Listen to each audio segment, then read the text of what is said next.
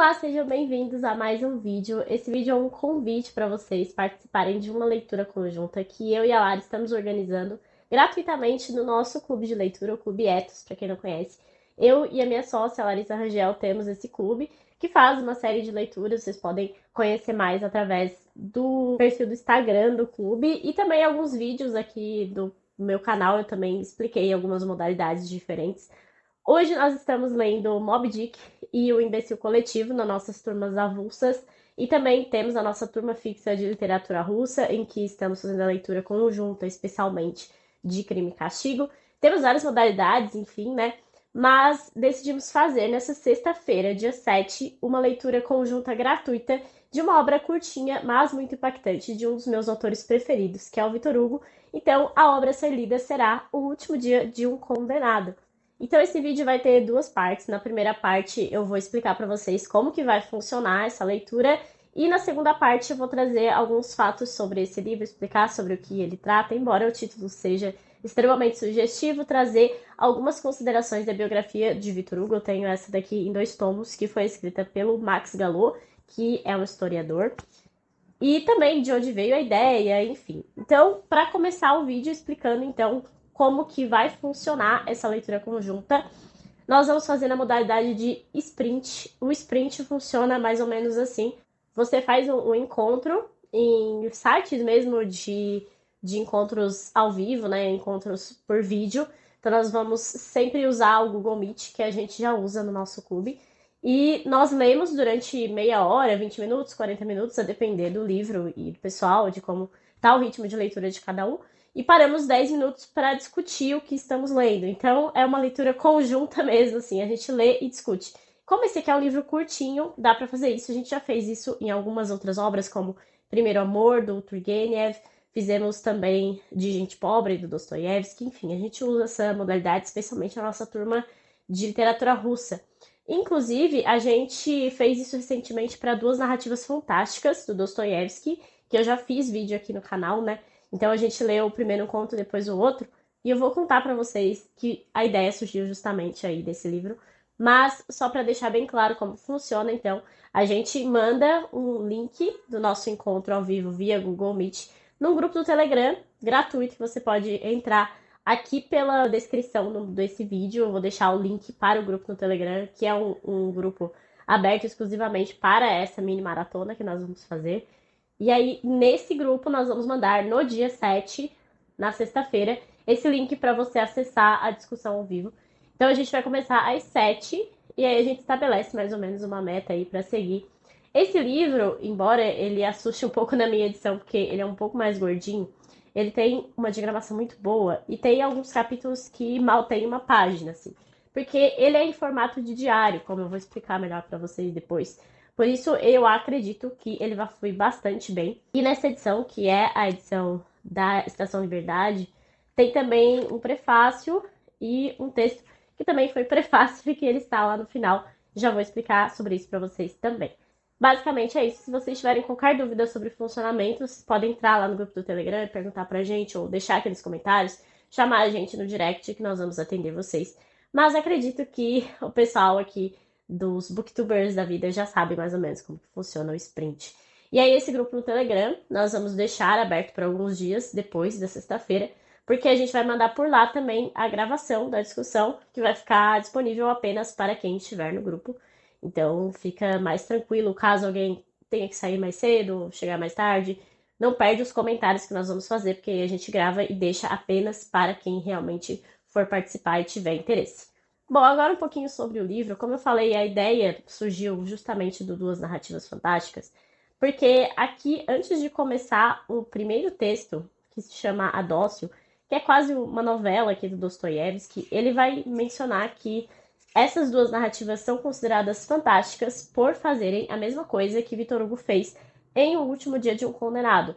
Porque o Victor Hugo meio que vai fazer com que nós acompanhemos o pensamento de um condenado à morte até o último dia. Então nós estamos lendo uma espécie de diário, só que é um diário mental, né? Porque ele não tinha possibilidade de escrever o diário. Por isso que o Dostoiévski considera um texto fantástico e vai fazer mais ou menos a mesma coisa por aqui. Então eu vou ler para vocês a nota de rodapé que tem aqui nesse textinho, O Último Dia de um Condenado, que foi publicado em 1829, de Victor Hugo, que nasceu em 1802 e faleceu em 1885. Essa breve narrativa, que chegou a receber uma tradução russa de Mikhail Dostoiévski, o irmão mais velho de Fyodor, exerceu enorme influência sobre o escritor. O romance O Idiota, de 1868, por exemplo, cita obsessivamente, o que, por sua vez, retoma no plano literário um episódio biográfico seminal.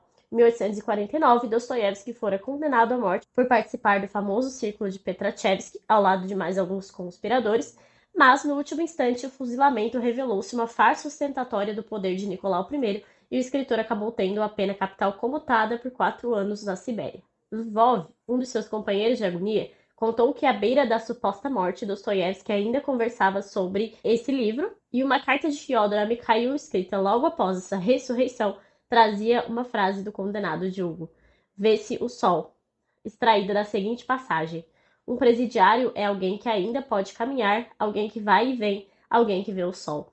E esse trecho é retirado de uma biografia de Dostoiévski escrita pelo Joseph Frank. Eu tenho a versão aqui condensada, né? Mas aqui é mencionada a versão estendida. Então é um texto muito relevante. Dostoiévski foi muito influenciado por Victor Hugo, ele era um grande fã de Victor Hugo. E esse texto tem essas reminiscências, assim, de romance psicológico escrito em primeira pessoa, de uma perspectiva completamente diferente, porque nós temos aqui, então, um condenado à morte que vai nos contando a sua agonia. E Victor Hugo nunca passou por isso, né? Ele nunca teve uma experiência como a de Dostoiévski, mas o fato de alguém que teve essa experiência de ser condenado à morte, ainda que no final a pena dele tenha sido comutada, mostra justamente o talento de Victor Hugo em trazer essas sensações.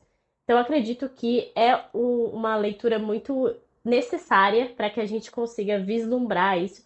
E é uma crítica muito grande de Victor Hugo, ele era muito contrário à pena de morte. Nós temos que lembrar que esse livro, que vai sair em 1829, sai num momento muito conturbado da história da França, né? É o período ali de restauração pós-Napoleão.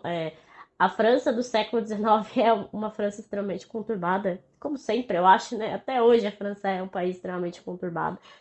Mas Victor Hugo era um grande crítico, ele tinha muitas opiniões que eram muitíssimo criticadas. E fala sobre isso também aqui na biografia. Eu quero ler uns trechos para vocês, porque aqui na biografia escrita pelo Max Gallo, ele vai trazer o momento em que Victor Hugo se inspirou para escrever esse livro. Ele sentia a sociedade inteira se mexer. Murmúrios se ouviam nas ruas, o pão estava cada dia mais caro e a miséria sufocava os pobres. Martignac, que era o primeiro-ministro na época, o primeiro-ministro do rei Carlos X, que era um rei bastante autoritário, diga-se, procurava trazer para si os liberais, mas o povo se agitava. Hugo abriu seu caderno, era onde anotava projetos. Por que não fazer surgir, ao redor de Notre-Dame, toda a população de mendigos, ladrões, criminosos que se cruzavam ainda nas ruas e pareciam vir da Idade Média? Por que não escrever um drama com a Catedral Gótica bem no centro? Começou a esboçar um plano. Então aqui nós temos o surgimento da ideia da escrita de O Corcunda de Notre-Dame, que também já tem resenha aqui pro canal. Livro maravilhoso. Interrompeu-se. Precisava ir ter com Adele, sentindo os primeiros mal-estares. O parto seria dentro de poucos dias. Adele, que era a esposa dele. Pensou na nova criança nascendo, no milagre da vida, na fatalidade da morte. Com que direito podiam os homens decidir sobre a vida, como se fosse o destino, como se tivessem obtido de Deus o poder de matar? Esperava aquele nascimento, pensando no primeiro filho. E eram novamente cenas de morte que vinham, visões guardadas desde a infância, das estradas da Espanha até a decapitação de Louvel, o assassino do Duque de Berry, e até a guilhotina montada na Praça de Greve, cujas ranhuras o carrasco ainda outro dia engraxava. Mergulhou a pena no tinteiro e escreveu o título, O Último Dia de um Condenado. Estavam em 4 de outubro de 1828. Traçou as primeiras frases. Condenado à morte, há 5 semanas convivo com esse pensamento, sozinho com ele, gelado com sua presença, curvado sob seu peso. Antigamente, pois me parecem anos e não semanas, eu era um homem como qualquer outro homem. Hugo não se sentia mais Hugo. Tornara-se esse condenado à morte, preso em Bicetre. Ele era esse outro, tornado eu. Quase esquecia a gravidez de Adele, de tal modo essa vida enclausurada, condenada, o obcecava. Saiu desse outro, tornando ele próprio, apenas para o nascimento do filho, em 21 de outubro, batizado em Saint-Sulpice, com o nome Victor, em 5 de novembro. Vitor Hugo, apesar das emoções, não se afastava da mesa de trabalho. Prosseguia o último dia de um condenado e, imbuído nesse outro eu, o restante não tinha mais importância. Tinha também o prefácio de uma nova edição de Odes e Baladas a terminar.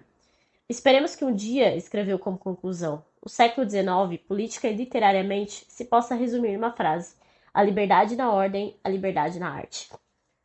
Então, essa é a ideia que surgiu e a escrita desse livro aqui.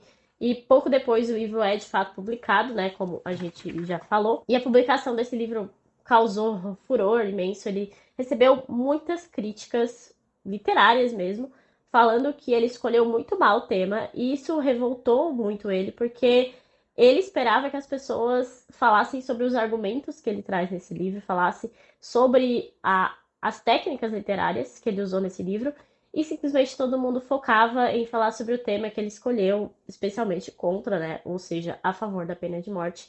Isso revoltou muito até o próprio editor dele, que ele já tinha um editor na época, porque o Vitor Hugo, embora a gente não saiba, ele escreveu muitas poesias e muitas peças de teatro. Ele já era um autor bem conhecido, bem famoso na época, isso considerando que ele tinha 27 anos quando saiu o livro, O Último Dia de um Condenado, ele é muito novo. Até o próprio editor dele, como eu estava falando, sugeriu que fossem feitas modificações nesse livro para que ele fosse mais vendável. Mas ao mesmo tempo, quando saiu essa primeira edição, que não teve alteração alguma, porque o Vitor Hugo queria publicar do jeito que ele escreveu, a primeira tiragem foi esgotada e depois ele escreveu 2 prefácios, sendo que eles estão aqui no Último Dia de um Condenado. Aqui na orelha do livro tem essa informação, que a polêmica que a obra causou na época permitiu a sequência de edições, 3 no ano do lançamento, e o acréscimo de 2 prefácios que trazemos nessa edição. No ano de 29, com uma paródia em forma de peça de teatro, Vitor Hugo rebate as primeiras críticas à obra. Mas, em 1832, o requisitório racional e argumentativo pela abolição da pena de morte é o complemento perfeito à defesa literária e sentimental de seu romance manifesto.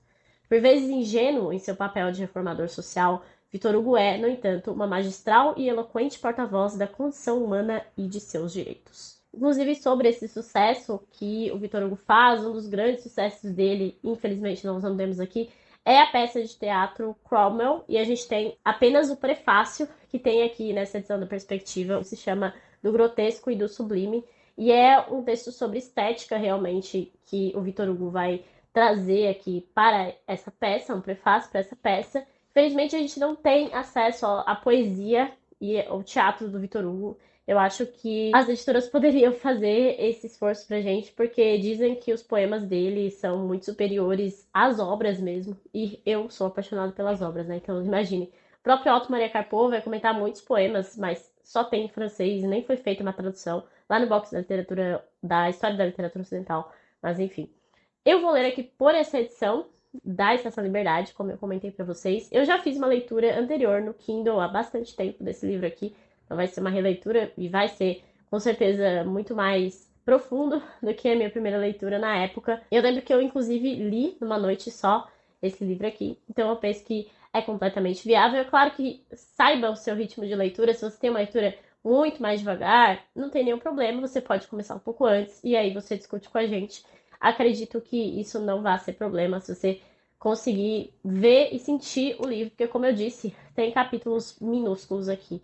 Eu acho que vai render bastante. Também queria comentar que quem é assinante do Clube de Literatura Clássica recebeu há alguns meses o box do Trabalhadores do Mar, essa obra do Vitor Hugo, e nesse box vem então O Último Dia de um Condenado, uma edição pocket, né, uma edição pequenininha.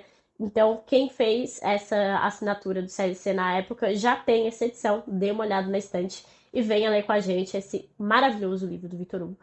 Então é isso, basicamente, todas as informações estão aqui na descrição, não deixem de dar uma boa olhada, entrar no grupo do Telegram, eu acho que a leitura vai ser incrível, ainda que você não consiga participar do sprint, tenta entrar depois para a discussão, mais para o final, é claro, né? Ou ver o grupo do Telegram, que a gente discute o livro por lá também, e depois a gente manda um link para vocês assistirem.